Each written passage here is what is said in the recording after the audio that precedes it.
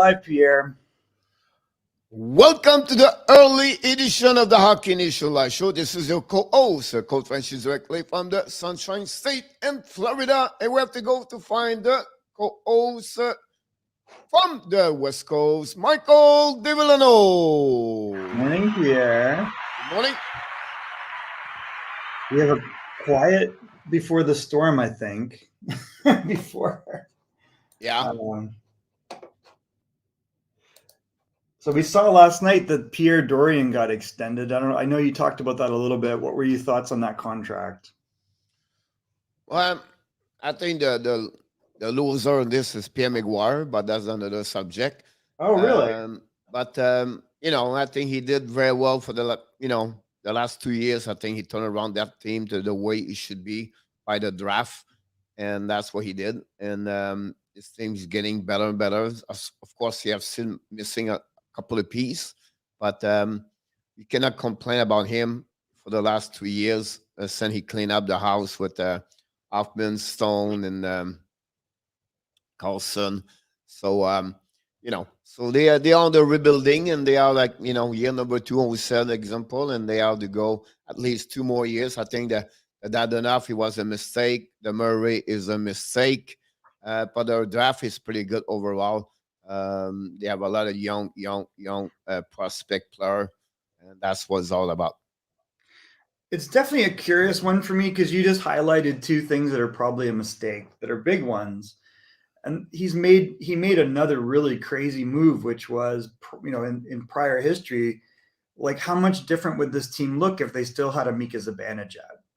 And we see he's a top player, and they moved him for a piece that's now a journeyman in Derek Brassard.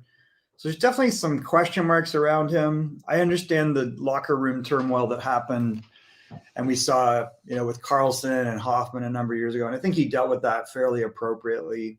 They lucked out with Tim Stützle.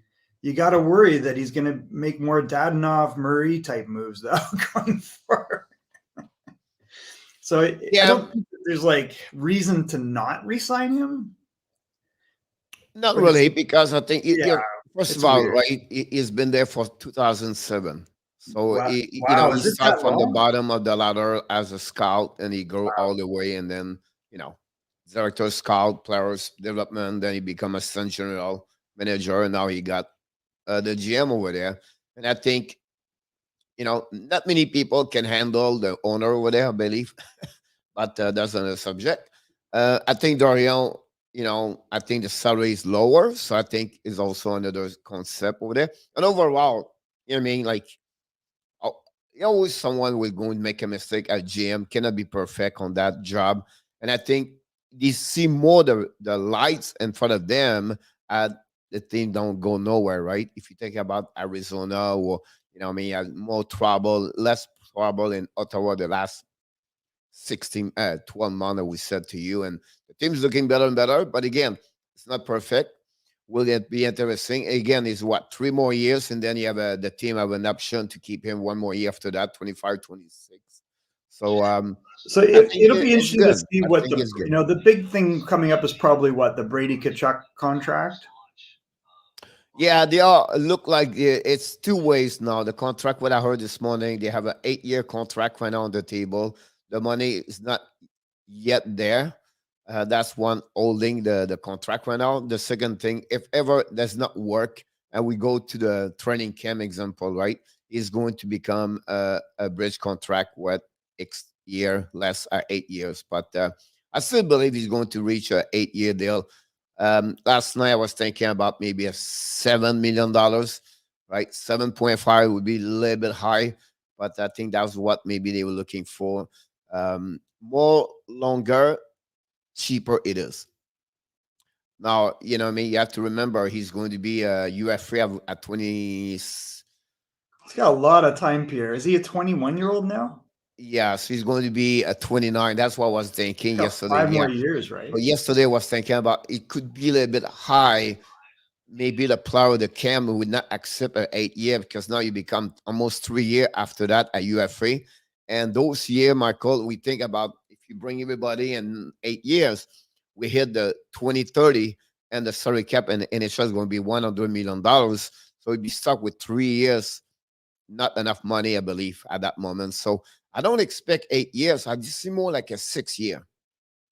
It's going to be interesting to see what he gets. I mean, I think the more you pay him now versus later is probably better because he's just going to get better. He's such a talent. He's a big, tough guy.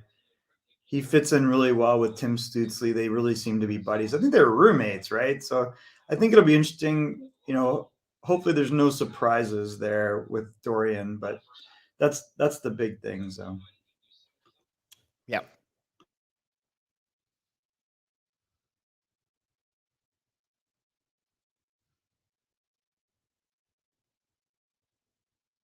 whoop. Doing double duty with work, so I probably have to jump in a little bit. The other big question that we raised. Oh, good morning. I want to say good morning to Ryan Lomberg. Good morning to Chainsaw Man. Poker Mind Reggie Vlog. Salute, Coach and Ryan. Who's the Poker Mind? Oh, that's Regin. It's okay. Regin There we from go. New Brunswick. Tap, our friend, British is here Columbia. this morning. And then Johnny Golden joined us. All right, so we got some friends here this morning. So it's going to be interesting. I could see what you're saying where he gets like a 6 or 7 year deal. I think with him, you go to the wall because he seems like a pretty durable player and he's really talented. I think he's probably a better athletic, player than his brother even. And his brother's turned out pretty good overall. And you got to like him with Tim Stützle going forward. So I guess congratulations to Pierre Dorion. There's still a lot of work to do there in Ottawa, but they've definitely taken steps. Yeah, he's not done yet. I think you have a couple of, and again, they are rebuilding, right? And I think that the shift of this one, Jake Sanderson is going to join the team. That'll be a good one over there. Big time. I think you're going to have a development this year of Shane Pinto. I think that's another one over there. Paul is underrated in NHL. I think he's going to get better this year. I think their problem right now is how Murray, because yesterday I make a video about 6 different goaltender have to bounce back if their team have to be success this year. He's one of them, Murray. And then after that is the defensive. I think their defense is not great right now overall. Too many young players like Backstrom and Docker over there. Victor Mete is only 22, 23. And that's a lot of question over there. They bring a couple of veterans like Olden, but it's really, like I always said to you, it's maybe the bottom 6 worst defense in NHL right now. Shabbat, he can on one way, but Shabbat on defensive is not great. He's not. And, so it's interesting because if you compare what we were just talking about to Shabbat, he's getting $8 million a year, Pierre. So it would be interesting to see, like, does Tkachuk get a similar contract, 8 times 8 maybe? That might be interesting.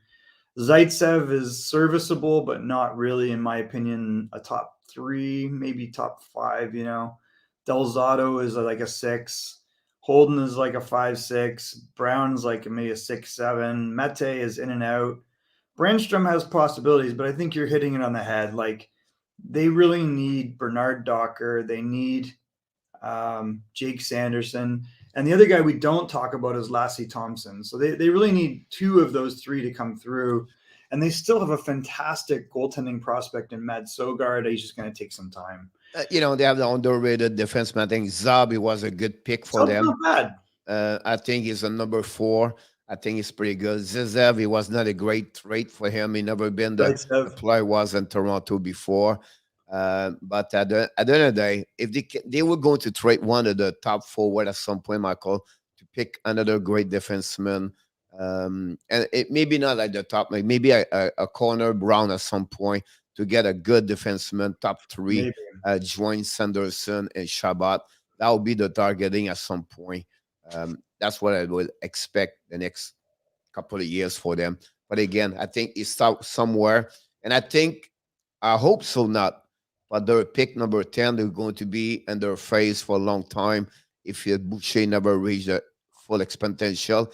Plus, other players after him, like Cole Sellinger or goaltender Wallstad or Kosa, they have a chance to pick them, Michael, and build this threat. And I think this is the biggest mistake for me. because I think if you think about their lineup, Michael, you have player there could be there for 10 years, 15 years. The top It's five true. forward, it could be there for 10, 15 years. The Sanderson will be there for many years after that. And I think they will get that kind of goaltender. Now their team is going to be a long time together. And I think that for me is a mistake. Yeah, I mean, they certainly could have grabbed a Cole Sillinger or a Chaz Lucius, A goaltender, Michael. or even Sebastian Kosa, right? You Like, get a goaltender, Michael. You secure that position for many years. And sure. honestly, I don't see, I could be wrong here. We can be wrong also. But my point is like Michael Kosa well said, they are not going to be a backup number two in NHL. They're not going to be like the guy sitting on the bench and you have no Now, average goalie. It's an average below, above goalie they're going to get there. I don't say it's Carey Price, Michael, no. but they're going to be Well, a it might. great You never know. goaltender in NHL. They're going to make this for years after years. So for me, they secure that position. They have a couple of better prospect defense coming. So for me, Tyler Boucher does not feel as a place they need right now, or it's really, well, Maybe. we need someone over there. So that's the reason I mentioned about that one over there. Nothing against Boucher, but I Yeah. think overall, Ottawa should get a goaltender at that number 10. I will say they have Philip Gustafson, they have Mad Sogard, and they think Mad Sogard is going to be as good as Kosa. I'm not sure if that's the case, but he'll be similar. He may not, he's a big goalie, and he's just going to take time though. He's like 6'7". He came out of the WHL as well. So it'll be interesting to see if he turns into the goalie they think. And Gustafson looks like he can play now. But certainly it would have not hurt them to get a Sebastian Kosa or a Wallstead. And I think Boucher, I think what they're thinking is we need a bull in a china shop again. Like we need a Tom Wilson. And if you want that, that's probably what Boucher will be. And I don't think you have to tell him to go, and he's physically strong, but he's not as skilled as other players. Like for sure, a Cole Sillinger is a much more skilled player. A Chaz Lucius is a much more skilled player. So it'll be interesting to see what happens. But it just goes again to say, like, we've extended this guy, but there's still a lot of question marks in my mind about Dorion. He's like 50-50 as far as I can see. Yep. In terms, Anthony Manzano, good morning. He says, in terms of contract for Ekblad, Barkov, and Huberdeau and AAV, I mean, I think that you're talking 10 million for Barkov. You're probably talking 9 for Huberdeau and like 8 for Ekblad, and then whatever term that equates to. But that would be my thought. Well, Ekblad is still good for 3 more years. So, oh, good point. He's got a good contract for a while. yeah. In this coming draft, Ottawa has 6 picks in the top 3 rounds, 3 in the top 2. And I think the 04s and the 05s are going to be much better than the 03s. Yep. Talking to Johnny about Norlander. Norlander stay right now in Sweden, Michael. That's he did. A bit me. And he's going to be played this weekend for the Frölunda team over there. So he's supposed to travel after that. So 1 more weeks over there, I'll be surprised me, but it is what it is. So Norlander, Johnny, that's where he is right now, and stay home for 1 more week. But it's a good pick, John, or a good point, Johnny, that they have so many draft picks. I think, I mean, not as many as Arizona. Arizona's trying to own that draft. So to see what happens there. All right. So we posed a couple other questions. One was Tyler Seguin, we know, is coming back from injury. He says that he's almost back to 100%. I think that's great news for Dallas. How many goals do you think Tyler Seguin will score in the coming season? He does not perform well for the last couple of years, right? So for me, I expect about 20. Oh, that's it. Okay. Yep. I don't see him like he's not the Seguin we know before getting now 30 years old. He have like 26, 40, 33 last 2 years ago after 17 goal, Michael. Yeah. His production drop. Can he become the before COVID or after COVID? I don't know, right? But I'm surprised he scored 25. But I don't know. I feel like 65, 70 points for him would be good for you. So 25 goal maybe with 50 assists will be what I expect for him. Yeah, I can certainly see a 65-point clip, and I think 25 goals makes sense, 25 to 30. I believe that, we were seeing an injured Seguin, obviously, in 2019-20, and it pretty much put him out the entire next season, which was short, and he was injured during the playoffs, so that kind of got answered. So I see no reason, if he is healthy, why he wouldn't get back to 25 or 30. That would make sense. And I think that's good news for Dallas because that probably makes him one of their top 2 or 3 scorers. Well, look, It he has does, 6 seasons and 30 goals plus, Michael. So that's yeah, pretty good, right? So very good. he capable to make 30 goal. I have no, it's not like that. My point is like, what kind of second he become? Right. Sometimes, Michael, when he reaches 30 years old, and what they have like 10, 12 in experience in hockey and Yeah. NHL. Look Yeah. what Crosby become its front players like He did. before that. I don't say he's worse or he dropped, but he He's become definitely a different. two-way player. They take care about a little bit more the Correct. defensive side, everything like that. So again, I'm not said he cannot perform. I just maybe he will tweak his game now, become a little bit more for checking, back checking, take care more about the defensive side, everything like that. So that for me, 25 goal would be good. 65 points, 70 points, that'd be great. Better on defensive side. I think that's why sometimes when the club reach that 30, 31 years old, how would they become more as now? Is a center is going to be left wing because we know Jimmy Ben, Pavelski, and Robin Haynes. That's all 3 center over there. Yannick, Yeah, back in it's the house. it's really interesting there because it's going to create a huge logjam at center. So ideally you want him at center, but to your point, I mean, Rupi Hins, do you want him on the wing? I think you like that big body down the middle. Pavelski ain't moving to the wing. You still got Faxa, and then you hit it on the head. Like Jamie Ben's been a very effective center, but he can obviously play wing. So it'll be really interesting to see. I think that if you have a healthy Seguin and everything else is even, this is a playoff team for sure, and maybe they contend again. Well, I think they have they have all the material, Michael, to make the playoff. For me, they don't have they have a strong team over there, and it's to see what Virinanta and also Kuryanov, those 2 key on the bottom 6 at the bottom over there. What would they need more? The top 6 pretty good. Redzlov is 35 years old. That what I mean, how he become the Red Love, we know everything like that. So they can produce a lot on one side. That's But true. can the bottom 6 over there get there? With everything we talk right now, we never mentioned Robinson over there. Why you have an amazing, great Robertson is a year. great year. I Right. mean, that's a very good So, player.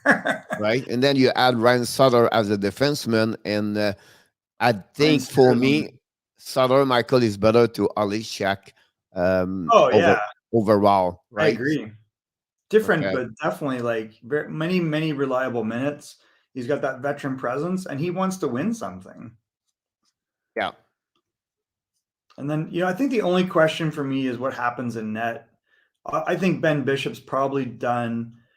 Ottinger, I gotta think Ottinger's in the NHL with Kudobin, and I think the odd man out to me would be Holtby, but I don't know why they signed Holtby to such a big contract. He has not been the same goalie for many years. So I think that's the only question mark. Like, can either of these goalies lead them throughout a whole year? Is there enough there? Like, do they have to split between the 3 goalies to get to where they need to? That'll be interesting because they might be hedging their bets a little bit with the Holtby thing. But they've got an elite defenseman they've signed to a long, big, fat contract, Miro Heiskanen, or Heiskanen, cannot pronounce his name still. Robertson, like way ahead of where we thought he was. So I think they're in really good shape. I would say this is a dark horse for me that makes the playoffs and then maybe makes a run. Because But, one thing they learned is how to get to the final, right? yeah, I think, I think the general manager over there that he's underrated over there. No, for sure. I think he does a very good job. Like he's 4 line, Michael. I can consider them the top 10 best team 4 line in the NHL right now. Yeah, I mean, who has a deeper lineup than they have their depth at 4, Michael, is great over there. The defenseman with Akapa, you know what I mean? Like you lose a big guy like Olichak. I think Akapa, right there, with the size he is pretty good over there. Yeah. right? And I think that's what makes something very special over there. And then we did not talk yet about the rookie play a couple of games last year, Michael. Ty Dellandrea is another great player.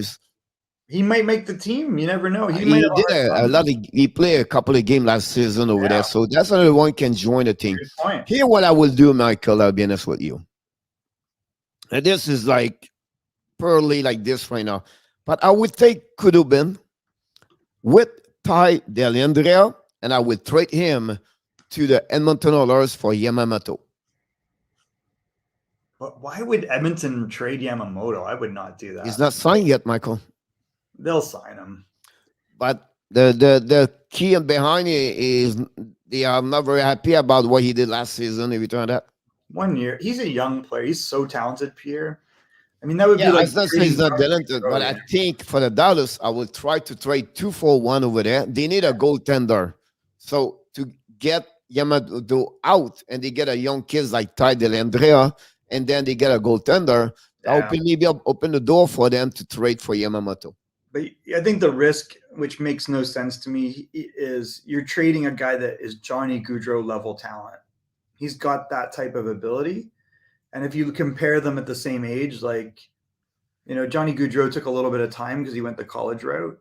I think that they're in pretty good shape if they just hang on to him. For them, they said, yes, I understand, Michael, but now I'm getting a good goaltender, or I'm getting a goaltender what we need right now because we don't have a goaltender. I think that I don't think Kudobin's better than Mike Smith. I think they're probably similar. I think that he getting a 6 year younger. So could have been, Michael, it would carry on more the team by game overall during the season. Yeah, I personally would not feel comfortable with that. That's going to solve their problem. But and the reason, Michael, I would say also this, I think they have a couple of good players at the bottom, a prospect like Holloway, Benson. They knock the door right now over there. You think Benson? See, I just don't think Benson's going to make it. Dylan Holloway will be a very good player for them. I think that's going to be a top. But I'm just talking about their prospects. So they have also Raphael Lavoie. We don't talk about him. It'll be interesting to see Lavoie also over there. Yeah. I don't say like Benson is the key, but my point to you is like they have a 2-3 prospect where they can pick it up. I think, and plus Rand McLeod over there, I think that would be something you have to look about. Yeah, maybe. I think if I'm trading Yamamoto, I'm getting a much better goalie and a much. Yeah, that's what is my point right now. Like, I was going to say that right now. It's funny. I was just look about the team on the website, and if you trade Yamamoto, you're looking for a better goaltender. Sure. Or you trade a player less a Yamamoto to get a goaltender. I don't know, like maybe Josh Archibald. Maybe Warren Foegele, maybe. I don't know, but yeah. I think, why don't you take a run at Tuukka Rask when he's ready? I don't think he would go, but you never know. Or you trade for one of those goalies that Boston signed. They should have just signed Markstrom 2 years ago. That would have solved everything, and this wouldn't be a question. Then they should have drafted Wallstedt.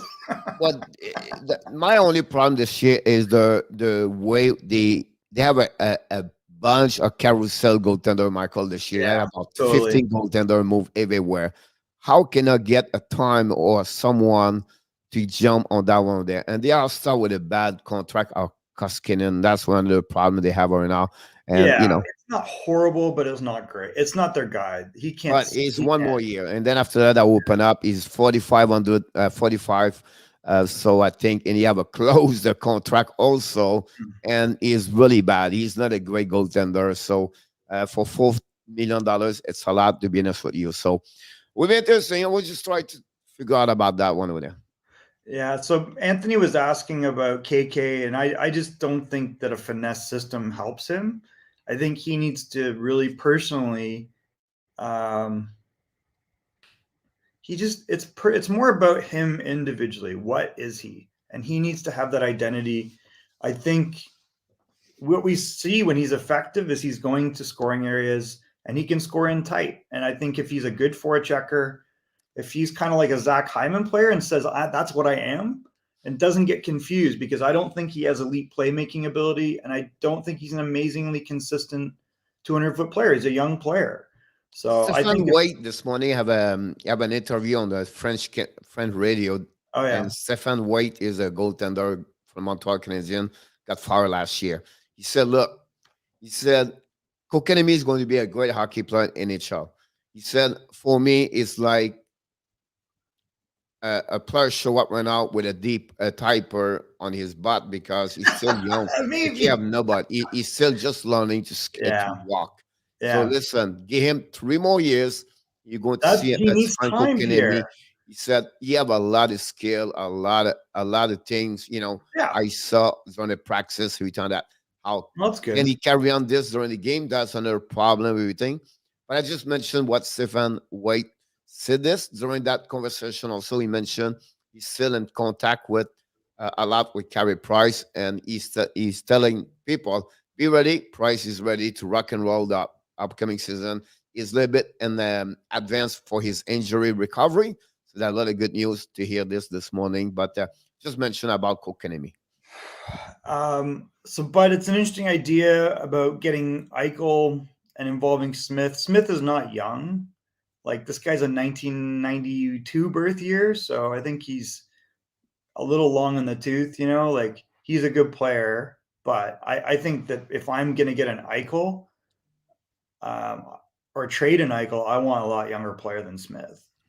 But I want is the point, Michael, right? I will ask you this question to you or to him or more for him, but what Riley Smith will bring to the Florida Panthers? Or Buffalo. So what kind of player right now the Florida need to improve their team? So they don't need a lot right now. I think you know what I mean? At some point, they just need a defenseman. Michael, the boss is full the prospect behind them. And they don't have enough spot for them right now. Yeah. So now you try to bring Riley Smith, you try to give you something you have in your hands for something that's not improve your team right now, or you get that team better. So for me, it's not makes sense. Florida right now, sit down, sign Barkov, and enjoy the season. Don't try to get anything. Wait at the trade deadline, Michael. Look where we are at the trade deadline, and then search. Can we get Giordano? Can we get Ekholm? Exactly. Who is a UF3 next season? They need to go play, so return that. Go get patch that hole over there. Yep. And we don't know what is going to be hurt. We don't know if a player have a difficult time. And that's what I was thinking about this, Michael. That's what they are. They are great team right now. And, oh my God, yeah. And the problem, Michael, when you add a Riley Smith, return that, you make more unhappy players because now their time is limited. Their TOI is getting lower and lower, and the player wants to play. And you're going to put who do you go to put Riley Smith where? Nowhere. They don't need him. I don't think that that's a benefit. But I think the second comment, like if I'm Vegas and I want a Jack Eichel for real, I have to move out some salary.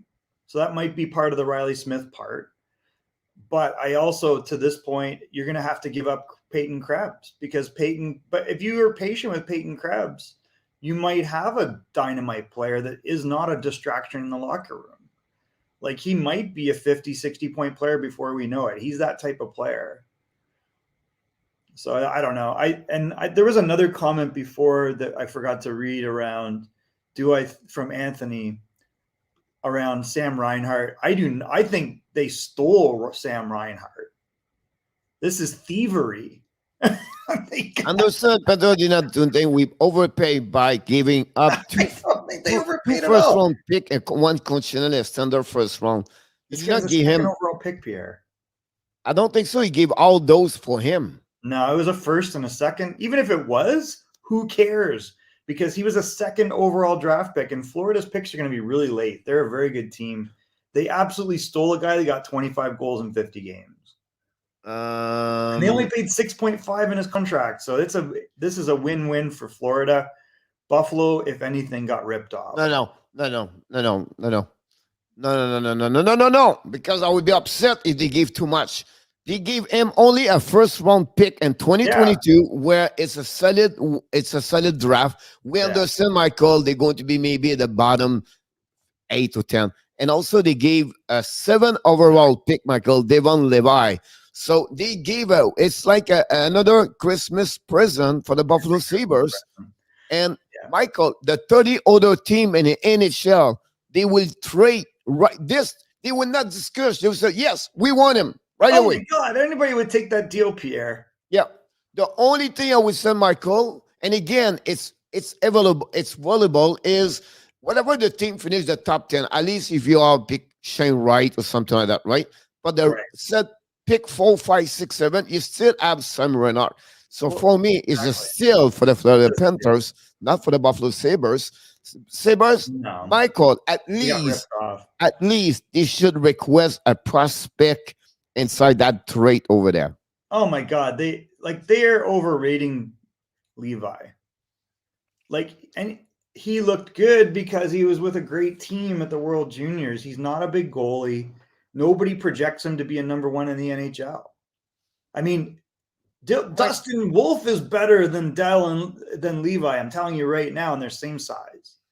Like, he is nowhere near Dustin Michael, Wolf. worst case, if Levi become a goaltender, right? Whatever it is, he will not. I don't see right now become a regular goaltender number one. Why it's going to be a 50 game per season? Everything like that. I don't see that. Yeah, I would agree. I think that this was the ripoff trade. This is a one-sided trade of this offseason.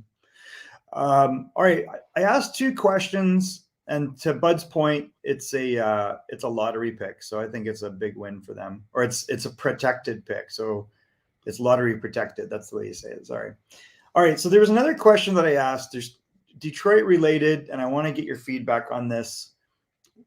One is, do you think that Dylan Larkin is a true number one centerman, or does Detroit have the guy that they need?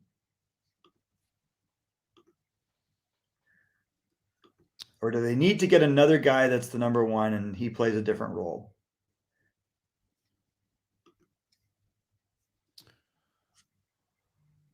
I don't know why it's not flipping to Detroit. Come on, you can do it. I don't know why it's not switching. So what's your opinion, Pierre? Do you think Dylan Larkin is a legitimate number one centerman in the NHL? Yeah. Really? Okay. Yeah. I think, again, it's another one right there. He's only 25 years old. He's getting to the prim the next 2 years. He have like 63 points, 73 points, 53 points with COVID. And last season, if it was a normal season, it would be about 50 points every time that. The only thing I would say, you have a drop of goals like the 2 years, but his assists is increased a little bit. And I will reflect this, Michael, by the lack of talent around him. Maybe. That's the reason those numbers are lower. I think he's going to get better with Vrena around him. And now Bertuzzi is back in the lineup over there. They have a better players. The rookies getting up. Raymond is going to maybe part of the team. Rasmussen have a better, one more experience over there. The defenseman is better with Setter.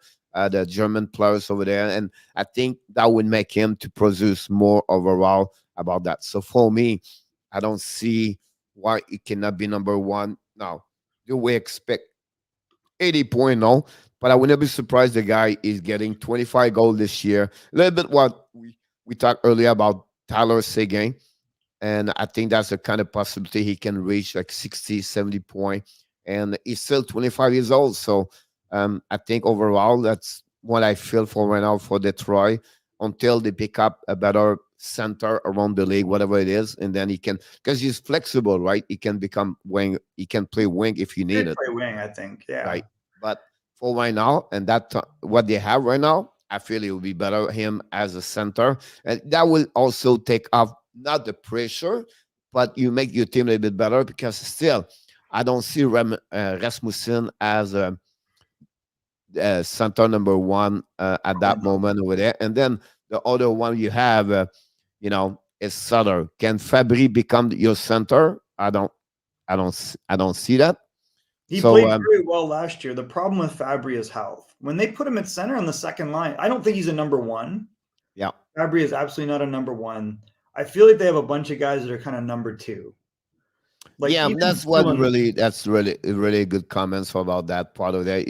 I think I think if you put Larkin top over there, and then after that you can have Fabry number two, and then you can not the rookie, but he was a rookie last year. Sutter is another one, or Rasmussen. yeah, Suter's Rasmussen could be also a winger at some point. You can, they have some flexibility. You can move. I they think do. he's still young, Rasmussen, so you Yeah, can maybe put him on the side at some point.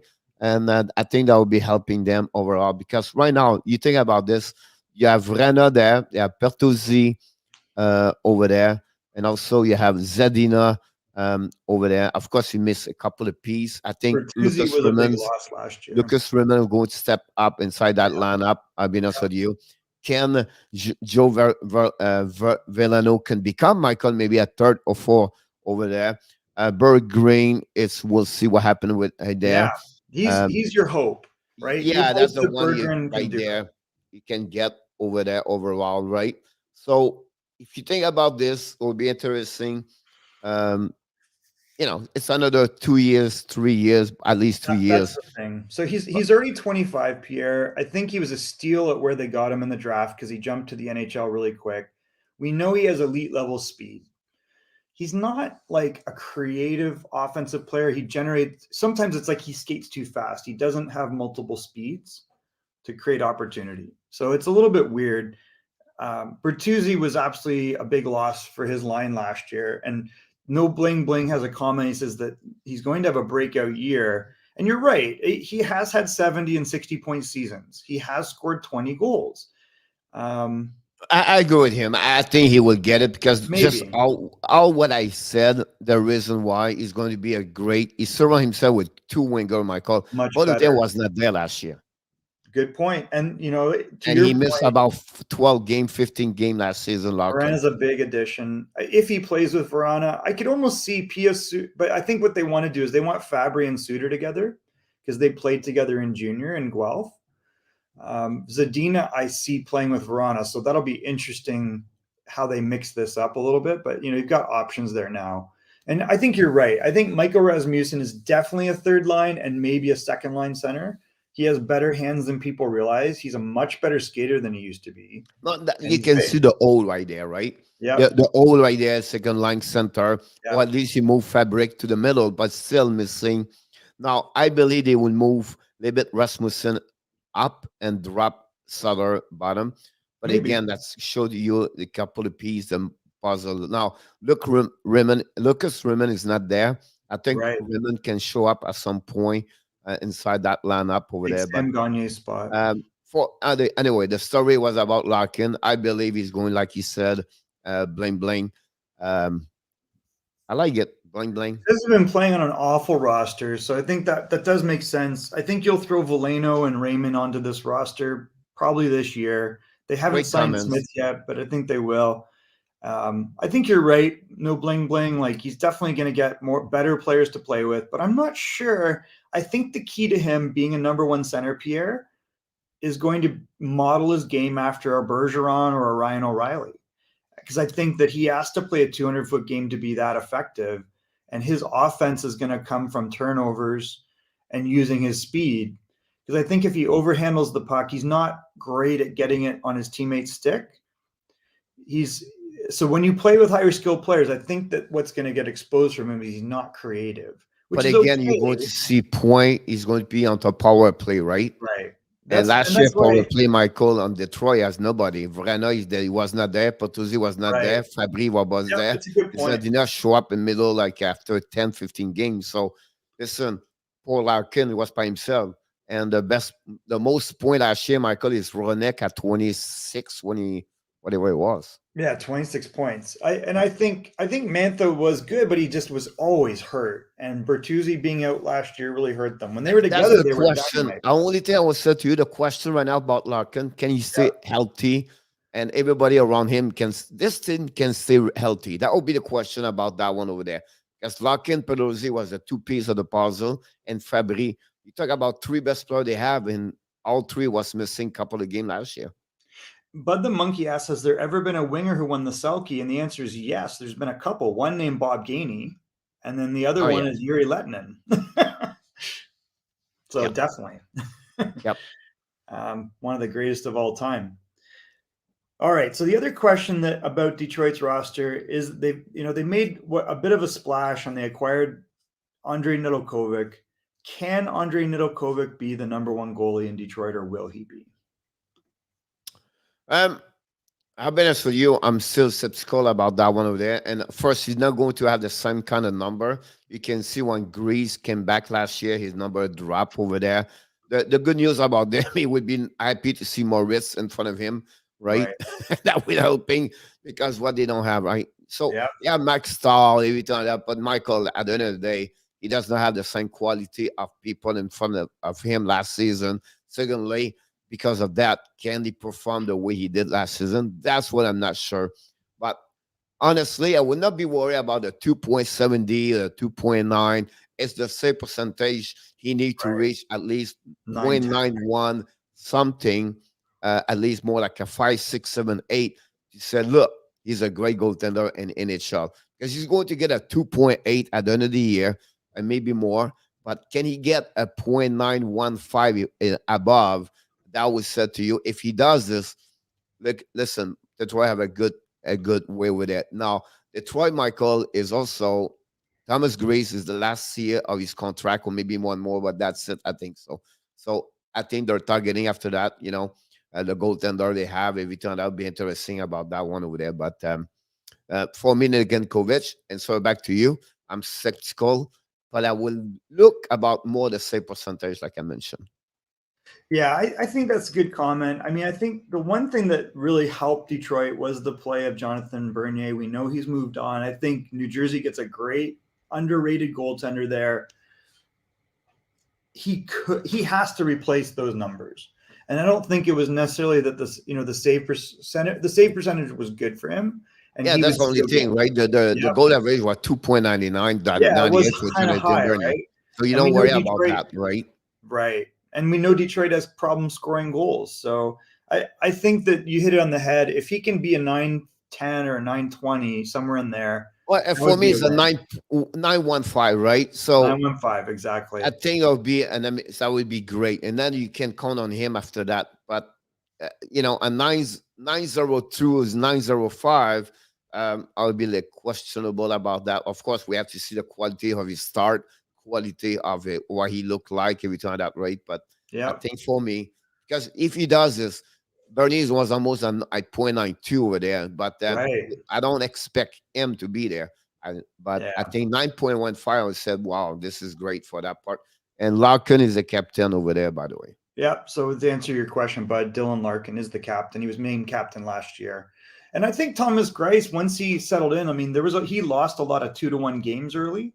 He even had shutout and lost, and it just took a while for him to get on the winning side of the column. But he showed last year once he got things tuned up a little bit, he's an excellent goalie, and you can rely upon him. So it's really up to Nedeljkovic to hit the numbers you mentioned and be consistent. So I think that's hard work, and I think he'll be okay. I don't think he's a number one goal in the NHL. Maybe I'm wrong, but I kind of think he's got to be in a tandem to be effective, or he could be a very good backup. Yeah, you see, Ben, you have 9.914, Michael. So I'll be honest with you. I think I'm really demanding. I think if you get 0.91 something, I think you're good with Nedeljkovic. Again, Nedeljkovic, Michael, is the same way with Vanecek or those rookie last season, where they show up and they have a good year overall. So it's the consistency for me to see, can they repeat what they did last season? Can they do that again? That will show them what they look like, everything like that. Again, it's really, I still believe the impact of the same team back to back, playing the same division, create some false number about who they are. So will be interesting to see this for the upcoming season. Can they repeat what they accomplished on forward, on defense, or the goaltending situation? I think some of them, or many of them, Michael, took advantage of that situation. I think I can go with front players, and further example, Can Verhey and Veneto can score 17, 18 goals, right? can hopefully score 28 goals this Yeah. year. And Donald Nurse and Edmonton, Michael, can he do that? Jacob Seguin in Arizona, can he repeat the 18 goal this year? So a lot of offensive side can make David got this. It would be really interesting about that. Have a honor and opportunity to get all the prediction for a solid guy, Michael, on the internet. And I have this on file. They predict 131 points for Connor McDavid. I don't doubt it. I mean, so if he's just healthy, give you an there's idea, nothing stopping 44 him. goal, 87 assists for him. The second player they're going to have most point, Michael, is Leon Tressal at 116 point. They are the only two players. Not really, because it's not. But the other one, I'll just give you an idea for Matthews. Matthews, they predict 55 goal, Michael, 41 assists. I think that's accurate. If you look at him, he looks like he could score 60. Kucherov is the third one, Michael, hit the third digit over there. McKinnon, Kane, about 97, 98 point. Anyway, we have those kind of information I'm going to sharing at some point with people. Well, so I think for sure this definitely, if those guys have to be healthy because they're their best players, they do have more depth this year with Zach Hyman, but Zach Hyman's a supporting player. Yamamoto, I think, will bounce back. Ryan Nugent-Hopkins is what he is. So he's reliable. But in the end, this is McDavid and Draisaitl's team. Well, it's like anything, right? If Huberdeau Markov is out of lineup, and you talk about your best three players of each team, any team would be hard to recover. Depend on the longevity of the injury, everything like that, right? Yep. I think that hurts any team if you lose your best player and your top two players. The difference will be, I think they have better scoring depth this year, and they have a little bit better defense. I don't love how the cap is being managed, but that's not the issue. They want to win now. The key for Edmonton, Michael, I will be honest with you, is how would be the development of Bouchard, because they lose Larson, right? It's the big piece of the puzzle of the top four last season. Can Sissy and Bouchard fill that hole over there? The bottom six is better. Can the goaltender Mike Smith can become that way? That's a big but again, question. He's going to make the playoff, and we'll see what happens. But yeah, I think they've screwed it in the goaltending department. That's well documented, and absolutely, Florida is a better team overall. And yeah, if you lost a Barkov and you lost Huberdeau, you do have Reinhart, but they've got Nugent-Hopkins. So it's not like they're totally barren, but it's not going to get them in the playoffs. Michael, when you have a 95-point players and you drop with a, you know what I mean? Like you go to suffer. Yeah, you're going to suffer. Right? What do you think about Bird? I like this idea of bringing Tyler Bozak to Montreal. I think he would make the third line so much better. He's won a Stanley Cup. He's played with Phil Kessel and covered up for his, atrocious defense. If you put him with Mike Hoffman, who he's played with before, right? So he played with them in St. Louis. I think this is a smart move, and you can get him for cheap. He's a very reliable face-off man. He's a very reliable 200-foot player, and he gets points. He could be a point every other game. What would be interesting about this case, I would took Bozak before Zajac, for sure. Honestly.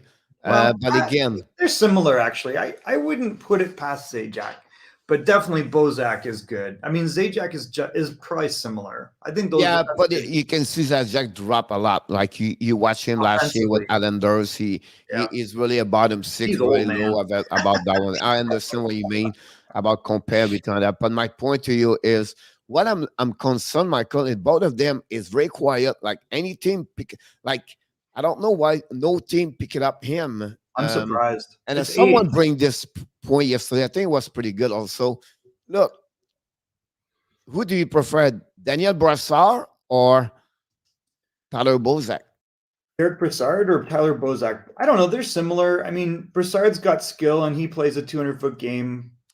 If you bring both players, Michael, at 26 years old, Daniel Brassard, you pick him by a mile. True.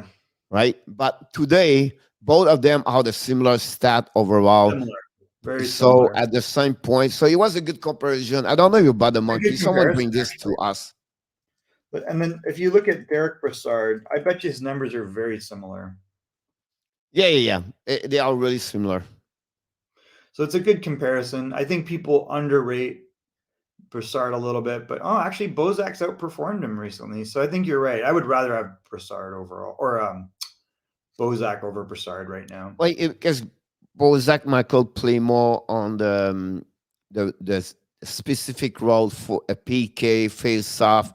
And I was mentioned the reason why 14 Montreal goals. should get Bozak, because now you 21 get goals. a great defenseman as a PK when you need a face off winner. He won 56, was a top 20 best face off last season. So Yeah, and actually, now that I look at it, like he had 10 goals here in 66 games. He played to 3 teams, but he actually had 14 goals.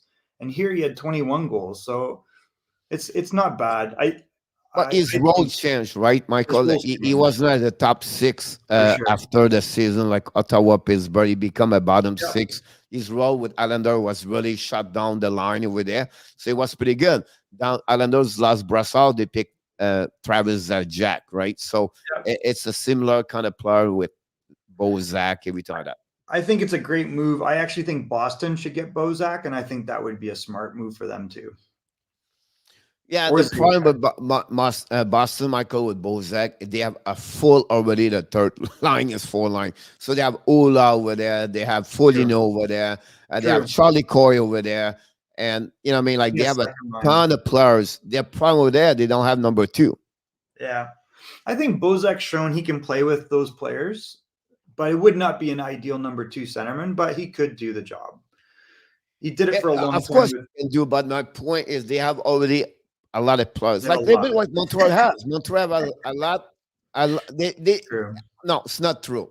Montreal have a number 2. The number Montreal? 3, if it's almost. And then Steve Wade said this morning, almost he didn't say we don't need Bozak. He said we have already a solid third center, Jake Evans. He said you guys, you did not give him enough credit because he's going to do a lot of things. He said it's not Yanni Gourde on an offensive side. But he said you go to see Jake Evans, pay the price, sacrifice for the team. He won his face off. He does a lot of details you think he can do. And he said, you have already him. So I was a little bit, so you know what? He's maybe right about that. He really knows all those players anyway. But I think he's right when he mentioned that. Yep. I just want to remind everyone, we're going to wrap up soon. Please hit like on the video. And if you haven't subscribed yet, please do so. No bling bling. We really appreciate your comments. So we hope that you continue to join us. We're live. Have you seen No Bling Bling before, Pierre? Yeah. Cool. Not many times, but I see him around. Glad you're here. Please keep joining us. I think his comment that they're better right now without KK and with Dorion in, I think is accurate.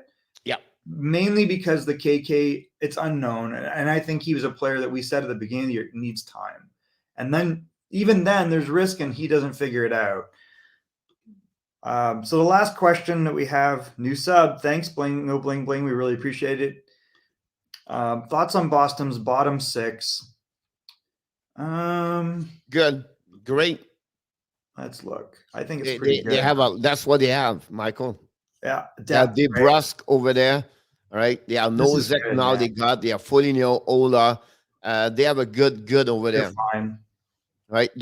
And the only thing is when you see Charlie Coy number 2, that's the problem there. That's the only thing they have. So you drop him at the bottom 6. They have a solid bottom 6 over there. And I think Johnny's right. Like bringing in Bozak to Montreal would definitely give them a guy that if you're in trouble, he can flex up and play on a top line. He's done it before. Yeah, he's got experience with Mike Hoffman, and he'll cover up like he did for Kessel, Pierre. Like and I don't know why St. Louis does not want to sign him. I think he wants to be there. He wants to stay there. And I don't know. I think it's quiet for Bozak, and I think it's quiet also for Travis Zajac. I thought they prefer Parise over Zajac. So would be very interesting about that one of them. Maybe Zajac can return to New Jersey. I would not be surprised over there. Probably. I think Lou Lamoriello wants him though. Yeah. All right. Great conversation in the morning. We appreciate everybody's contribution. Joseph, thank you for joining us. Sorry it's a little bit late, and we're going to wrap up. Any other final thoughts, Pierre, on anything? Is there anything that we have to look forward to later today? No, I think overall, that right now it's all the rookie camp start. A lot of bunch the camp with the showcase coming this weekend. The Florida, Nashville open up this weekend. Toronto and Ottawa show their rookie player schedule over there.